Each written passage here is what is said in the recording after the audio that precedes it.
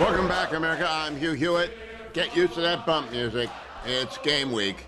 So it pretty much opens every segment, including this one with Senator John Husted of Ohio, who I'm sure has sung this a few times lustily at the shoe and agrees with me that that team up north should be thrashed. Are you looking forward to the game? Are you going to get to go to it, Senator? I'm definitely looking forward to the game. I will not be watching the Buckeyes beat Michigan this week. Confident that that will be the outcome. Okay, well, I am too, and then we can go on to the playoffs thereafter. Senator, I wanted to ask you something. After 10/7, 2+ years ago, I went down to the March for Israel on the Mall, and of course there were Jewish congregations from Philadelphia and from Boston and from Atlanta, and then bang, bang, bang, big bunch of buses from the Jewish community of Cleveland, big group of buses from the Jewish community of Columbus, enormous number of buses from the Jewish community in Cincinnati. And it dawned on me that, of course, it was a decent enough bus ride, but they would, of course, come. Have you been talking with the Jewish communities in Ohio about Campaign 2026 and why they should support you?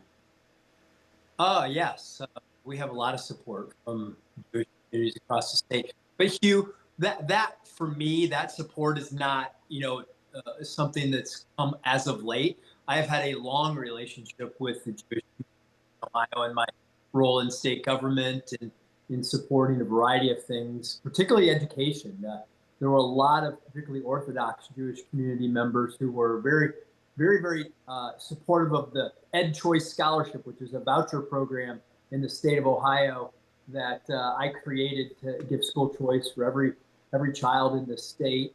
And so I got a lot of support early on in my career in that. But a lot of them are also very concerned about the antisemitism on campuses and coming from a variety of places. So I have a long relationship in supporting Judeo-Christian values and getting political support for people who see the world likewise. Well, now I listened today to a podcast by Dan Senor that featured Dan, Barry Weiss, Ben Shapiro, and they were all talking about how Jewish communities around the United States have to kind of muscle up and get ready for a long stretch of anti-Semitic hatred in the United States. Do you think that's going to be the case in Ohio?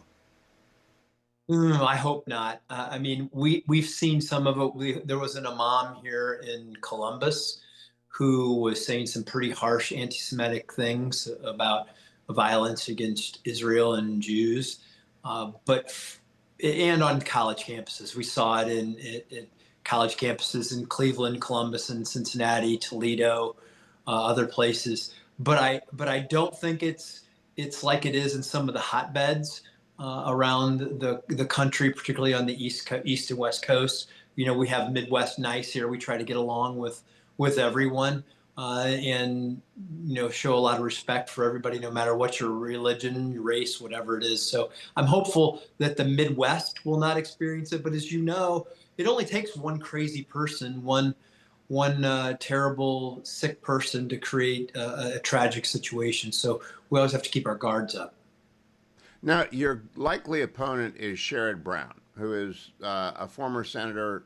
I don't think he knows what to do with his life since he was in government for 50 years until he lost last time to Bernie Moreno. So he's back on the hustings, et cetera. But his party's gone way to the left. Does he get to have it both ways, an anti-Semitic party, and it really has become anti-Semitic with Mamdani and AOC and Bernie Sanders? Or does he get to separate himself from that wing of his party and say, that's not me, I'm a moderate? He's not. He's a hard left guy, He's but not. I think he's going to try. Yeah, well, he's aligned with the university crowd that supports the anti-Semitic environment on college campuses. That's who he is. That's who he's been. He's not going to be able to escape the Mandamis and all of the members of Congress who have been very anti-Semitic, and he's not denounced them. He's not stepped aside or away from them, and he's not earned the support. And we fully intend to make sure that people know about that. Now, Senator, you don't look like you're in your Senate office, so I can ask what your campaign website is without getting you in trouble with the Senate ethics rules. What is the website where people can support you? HustedForSenate.com. Yeah. Look, we need your help because